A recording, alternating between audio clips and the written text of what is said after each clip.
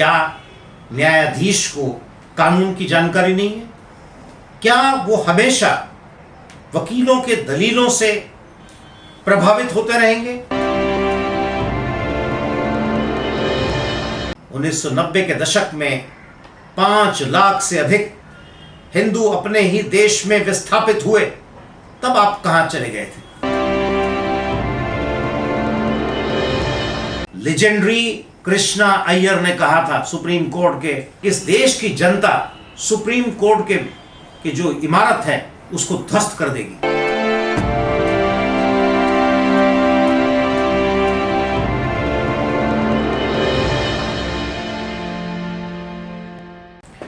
हमें डर लगता है, और डर तब बहुत अधिक लगता है जब एक ही फैक्ट या एक ही विषय के ऊपर में एक जज भिन्न भिन्न निर्णय देता है, क्योंकि भिन्न भिन्न वकील उस केस में, उस मुकदमे में अपीयर होते हैं, या भिन्न भिन्न जज same identical set of facts पे अगर भिन्न भिन्न मत अगर अपना प्रकट करते हैं या जजमेंट देते हैं, तो डर लगता है।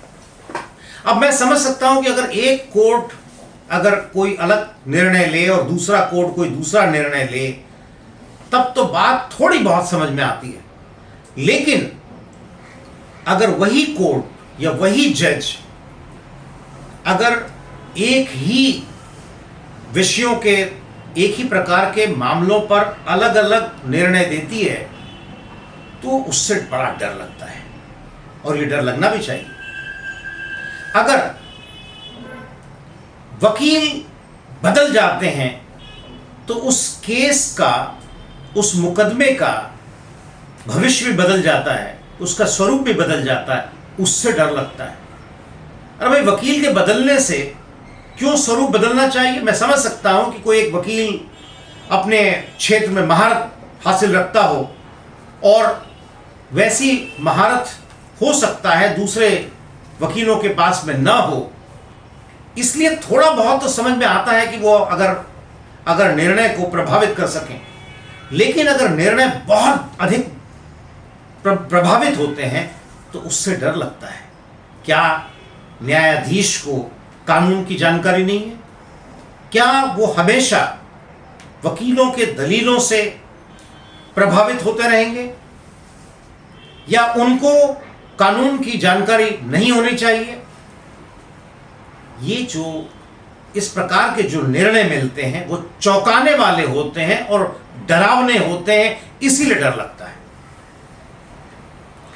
अब आप बताइए कि आपका 136 पे मैंने कहा कि आर्टिकल 136 में कैसे अपील 1.5 मिनट में डिसमिस हो जाता है, वही हाल आर्टिकल 32 का है। आर्टिकल 32 वो होता है जैसे कि आप किसी भी पिटिशन को सीधे पहले सुप्रीम कोर्ट में फाइल कर सकते हैं। अब अलग अलग विषयों में, किसी उत्तर प्रदेश में कोई एक टीचर अगर किसी बच्चे को कहती है कि अगर वो दूसरे धर्म का हो, और उसको कहती है कि उस परिस्थितियों में मैं जाना नहीं चाहता, लेकिन अगर मान लिया जाए कि अगर उस टीचर ने कहा वो गलत है, और उस बच्चे ने, 2-4 बच्चों ने 2-4 उसको मार दिया, थप्पड़ मार दिए, तो क्या ये विषय सुप्रीम कोर्ट का हो जाना चाहिए, आर्टिकल 32 का हो जाना चाहिए, या सुओ मोटो कॉग्निजेंस लेने का होना चाहिए? इस प्रकार का सुओ मोटो कॉग्निजेंस आपने, न्यायाधीश महोदय, आपने कश्मीर के समय क्यों नहीं लिया? 1990 के दशक में 5 लाख से अधिक हिंदू अपने ही देश में विस्थापित हुए, तब आप कहां चले गए थे? तब तो सुप्रीम कोर्ट थी, और आपको बनने के बाद में 40 वर्ष हो चुके थे। आपने तब इसका संज्ञान क्यों नहीं लिया? और नहीं लिया इसीलिए डर लगता है। उसके बाद 2 वर्ष पहले बंगाल में चुनाव हुए थे। किस प्रकार से चुनाव को प्रभावित किए गए, क्या यह हमको पता नहीं है? आज के जो वाइस प्रेसिडेंट हैं, क्या उन्होंने, उपराष्ट्रपति जगदीप धनखड़ जी ने, जब वो वहां के तत्कालीन गवर्नर थे, क्या उन्होंने कैमरे के सामने एक बार नहीं अनेकों बार आके क्या अपने आंसू को नहीं बहाए? और क्या उन्होंने अपनी व्यवस्था प्रकट नहीं की कि मैं गवर्नर होने के बाद में भी इस देश की जनता के, इस प्रदेश की जनता के लिए कुछ नहीं कर पा रहा हूं? तब आपने क्यों सुओ मोटो कॉग्निजेंस नहीं लिया? और चलिए मान लिया जाए आपके ध्यान में नहीं आया हो आपकी व्यस्तता के कारण, मैंने स्वयं पिटिशन फाइल किया था और मेरे तरह अनेकों पिटिशन फाइल हुए थे, उनको सबको अलग अलग कर दिया गया। जबकि इस देश की न्याय व्यवस्था का कन्वेंशन यह है कि अगर एक प्रकार के पिटिशन कई होते हैं, अनेक होते हैं, तो उनको सबको क्लब कर दिया जाता है, उसकी सुनवाई एक साथ होती है। लेकिन हमारे पिटिशन को अलग कर दिया गया और तब हमने बताया था कि आप पढ़िए उनको, उस पिटिशन को महोदय। वो पिटिशन बहुत रिसर्च करके हमने बहुत मेहनत की थी, घंटों खपाए थे, कई दिन लगे थे उसको बनाने में। और उसमें हमने कहा था कि हम कश्मीर की तरफ जा रहे हैं, जो कश्मीर में हिंदुओं के साथ में नरसंहार हुआ, उसी प्रकार का कुछ वातावरण उस प्रकार का बंगाल में भी हुआ था।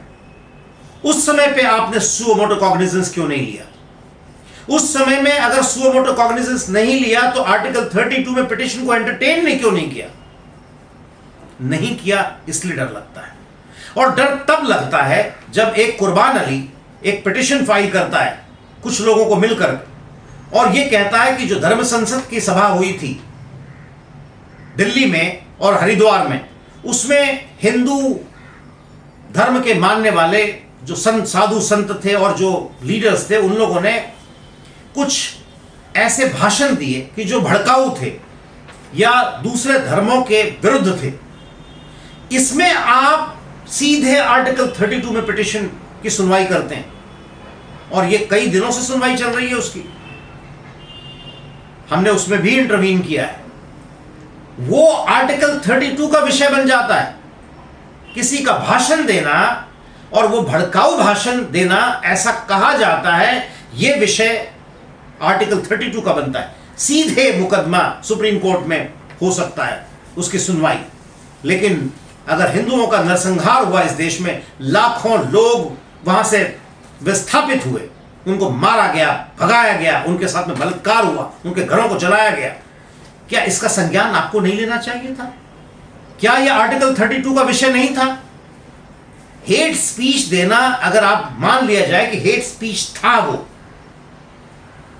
तो वो बड़ा गंभीर स्वरूप का अपराध है, या कि जो नरसंहार बंगाल में हुआ वो विषय गंभीर है? आप इस बात की गंभीरता को सेलेक्टिवली समझते हैं, इसलिए डर लगता है, इसलिए डरना चाहिए। और आपको मैं बता दूं एक और बात, डर इसलिए लगता है क्योंकि आपके विरुद्ध जो जजेस अगर भ्रष्टाचार में पाए जाते हैं या ऐसे ऐसे निर्णय दिए जाते हैं जो कि चौंकाने वाले हैं, और उस प्रकार का निर्णय कभी दिया नहीं जा सकता, सुप्रीम कोर्ट के निर्णय के विरुद्ध दिया जाता है, और तब जब उस हाई कोर्ट के फैसले को, उस निर्णय को आपकी सुप्रीम कोर्ट में उसको चैलेंज किया जाता है, तो आप उसको एंटरटेन नहीं करते हैं, उसकी सुनवाई नहीं करते हैं, ये कहते हुए कि नहीं नहीं नहीं, आप क्यों आ गए, सरकार को आना चाहिए था। सरकार क्यों आएगी भाई? सरकार अगर मिली जुली है, या सरकार का मतलब है कि सरकारी तंत्र में जो लोग हैं, सरकार का मतलब हर बार सरकार नहीं होता है, नरेंद्र मोदी नहीं होता है। सरकार का मतलब होता है सरकार को के जो तंत्र में लोग लगे हुए हैं, जो सरकारी नौकर है, नौकरशाही है, जिनको आदत हो गई है पुरानी व्यवस्था में काम करने की, उन्होंने 10 वर्षों में भी अपने आप को बदला नहीं। ऐसे लोग अगर भ्रष्टाचार करके आपके कोर्ट में नहीं आते हैं, और कोई एक नागरिक आ जाता है, एक वकील आ जाता है, अगर आप उस पिटिशन को ये जानते हुए भी कि आपके ही निर्णय की हाई कोर्ट ने धज्जियां उड़ाई हैं, न्यायाधीश महोदय, डर तब लगता है जब आप 93 सेकंड के अंदर में एसएलपी को खारिज कर देते हैं, और जो इतने पैसे लगा करके सर्वोच्च न्यायालय के दरवाजे को खटखटाता है, उसको आप 93 सेकंड के अंदर में बाहर फेंक देते हैं, तब डर लगता है। क्या ऐसा नहीं होता है? क्या यह संज्ञान में आपके नहीं आया है?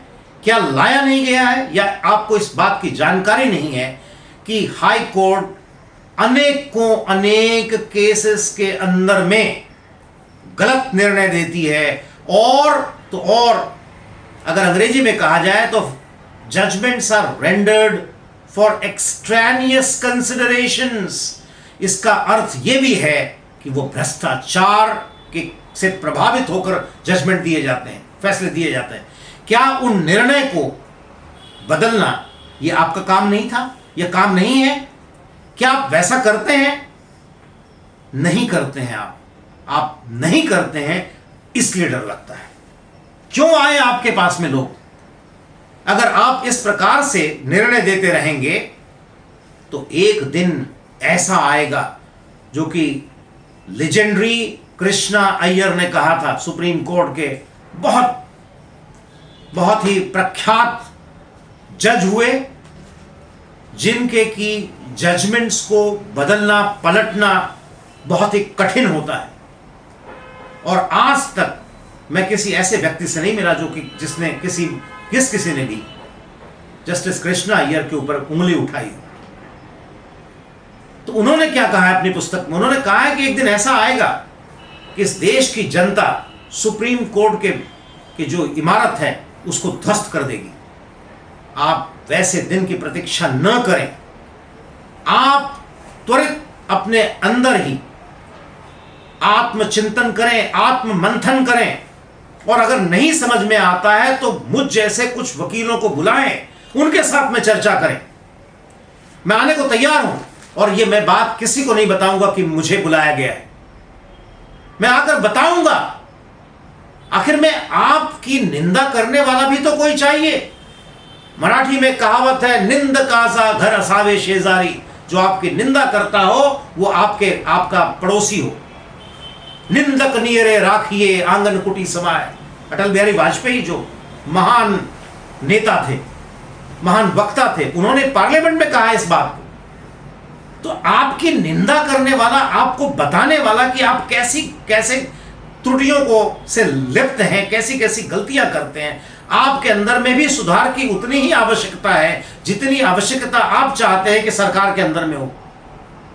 सरकार का काम है कि आपको समय आ गया उनके लिए कि आपको आईना दिखाया जाए, आपकी वीडियो रिकॉर्डिंग्स को दिखाया जाए कि आप कैसे आपके जजेस जो हैं कोर्ट में अपने आप को कंडक्ट करते हैं।